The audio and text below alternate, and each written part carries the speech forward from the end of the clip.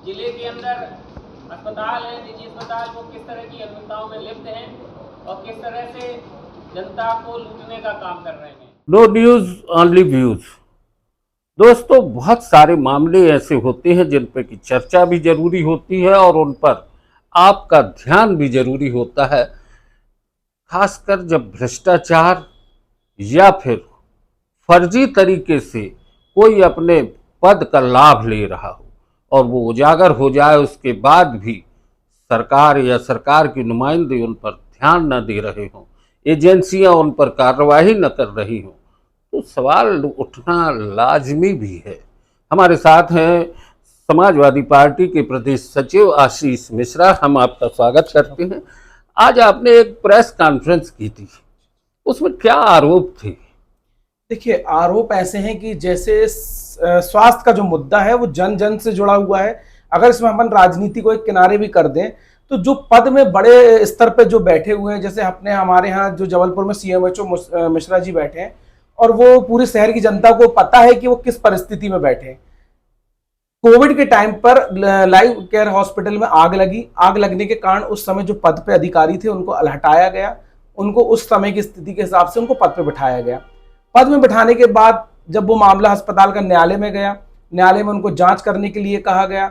जांच में भी उन्होंने घुमा फिरा के अधिकारी को बचाने का भी प्रयास किया, जिसमें उस न्यायालय ने फिर संज्ञान लेके उनको कहा कि इस चीज को आप फिर से तरीकेबद्ध कीजिए, क्योंकि इसमें 8 लोगों की मृत्यु हुई थी, वो भी जल के मृत्यु हुई थी।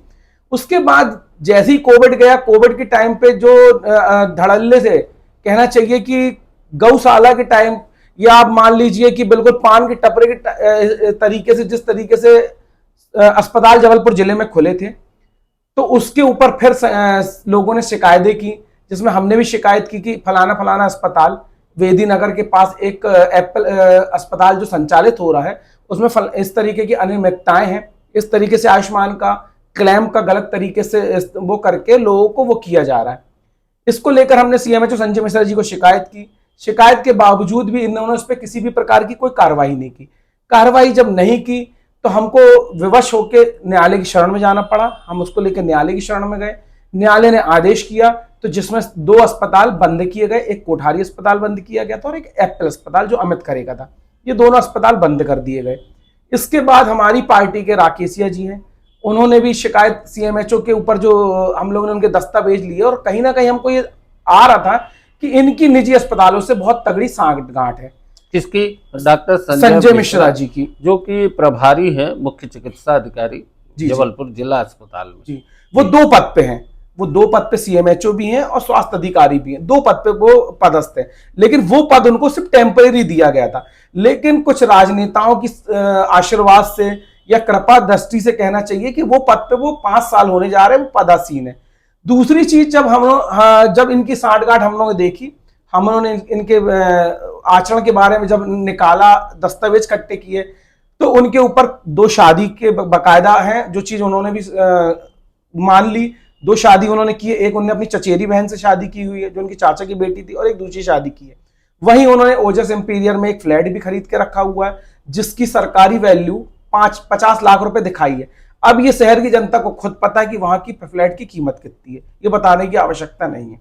दूसरी चीज, जब इन्होंने अपनी जो सर्विस बुक है उसमें इन्होंने अलग से उसमें पन्ने जोड़े जो इनके ही विभाग द्वारा दस्तावेज हमें प्राप्त हुए हैं, जो इनके कमिश्नर हेल्थ डिपार्टमेंट के भोपाल बैठते हैं, राठी जी, उनकी द्वारा एक लेटर जारी किया। उन लेटर पे बकायदा संज्ञान लिया, इनको लेटर भी भेजा गया कि आपके ऊपर ये आरोप है।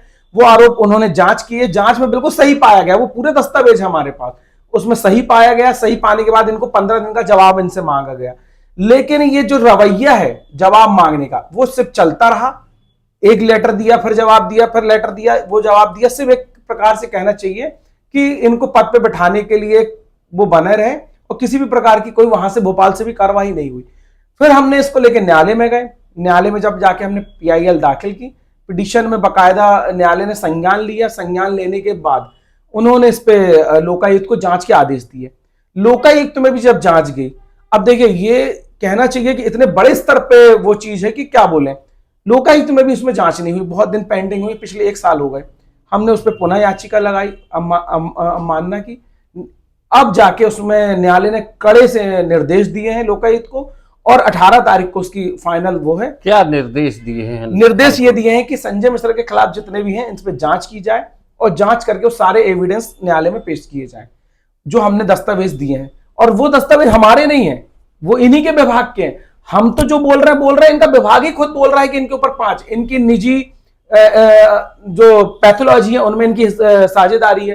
एक में तो मैं खुद ही था, डिम्स लैब करके गोरखपुर में थी, उसमें इनकी खुद साझेदारी थी। कोविड के टाइम पर वो लैब खुली, इन्होंने खुद कभी वहां पर आके ना बैठे ना कुछ किए, बस डिजिटल हस्ताक्षर इन्होंने एक प्रकार से दे दिए कि आप जैसा आप मन मर्जी चाहे आप उसको चलाइए। उस तरीके से इन्होंने निजी लैबों में वो किया, जो इन्होंने अपने आरोप पत्र में मान भी लिया, यानी स्वीकार भी कर लिया है कि हमारे, स्वीकार भी कर लिया है। इसके बाद अब क्या स्थिति सामने आ रही है? स्थिति ये आ गई कि देखिए अब इतने भ्रष्ट अधिकारी हैं। इसके बाद जब हमने इसको लेकर न्यायालय में पिटीशन दी, उसके बाद हमारे कुछ जो पिटीशन लगाए राकेश जी उनके ऊपर तरह तरह के दबाव बनाए गए, राजनीतिक भी बनाए गए, दूसरे हथकंडे भी अपनाए गए कि फर्जी मुकदमे लगवाने के चक्कर में कई मुकदमे लगाए भी गए हैं, बाकायदा न्यायालय के उसमें भी हैं, संज्ञान में भी है, बाकायदा उसमें अब सबको जमानत भी मिली है, गंभीर आरोप लगाए गए। उसके बाद जब हम लोग बाहर आए उसमें और आरोप इनने हमारे ऊपर मढ़ने की कोशिश की। हम लोग ने जाके एसपी साहब के पास 14 तारीख को 14/7 को एक शिकायत दी कि ऐसी बात है, ये मामला न्यायालय में चल रहा है, और अब जबलपुर के जितने भी निजी अस्पताल है और संजय मिश्रा, खासतौर से संजय मिश्रा और आदर्श बिश्नोई, इन लोग मिलकर हम पे दबाव बनाने का प्रयास कर रहे हैं। इन्होंने क्या किया, पूरे जितने अस्पताल हैं, अस्पताल के लोगों को इकट्ठा करके ये एसपी साहब के पास पहुंचे और इन्होंने हम पे मनगढ़ंत आरोप लगाए, और आरोप का किसी भी प्रकार का कोई साक्ष्य ने आज दिनांक तक कहीं कोई नहीं दिया। अगर आपके पास हमारे प्रकार के किसी भी प्रकार के आरोप है तो आप दीजिए, आपके खिलाफ हमारे पास आरोप है, हम तो दे रहे हैं, पूरी मीडिया को दिया, हमने सबको दे रहे हैं, और बिल्कुल दे रहे हैं कि ये आरोप है, ये देखिए इनके जो लगे हुए इनके विभाग ने लगाए इनके ऊपर। दोस्तों, ये इस तरह से एक पूरे फर्जीवाड़े की कहानी है आशीष मिश्रा ने बताई, और निश्चित है कि जब कहीं राजनीतिक प्रश्रय किसी को मिलता है या उसके पीछे कोई रसूखदार लोग शामिल होते हैं, तो इस तरह से ये जांच कब से चल रही थी? ये पिछले 1.5-2 साल से चल रही है। 2 साल से बस ये मान के चलिए अजगर की गति से ये चाल विभाग कर रहा है, और विभाग पे हमको बिल्कुल भरोसा नहीं था। हमको पता था कि इसमें बिल्कुल चाल मतलब नहीं हो पाएगी, इसलिए हमको मजबूरन न्यायालय की शरण में जाना पड़ा। और कहीं ना कहीं देखिए ये भी बात उठती है कि आज न्यायालय में जितने भी विभाग के जो मामले चल रहे हैं, ये सब ऐसी भ्रष्ट अधिकारियों के चक्कर में चल रहे हैं। अगर ये बाकायदा उन पर जांच करें तो लोगों को न्यायालय जाने की जरूरत ना पड़े। अगर विभागीय जांच हो जाए सही तरीके से तो न्यायालयों पर बोझ कम पड़े।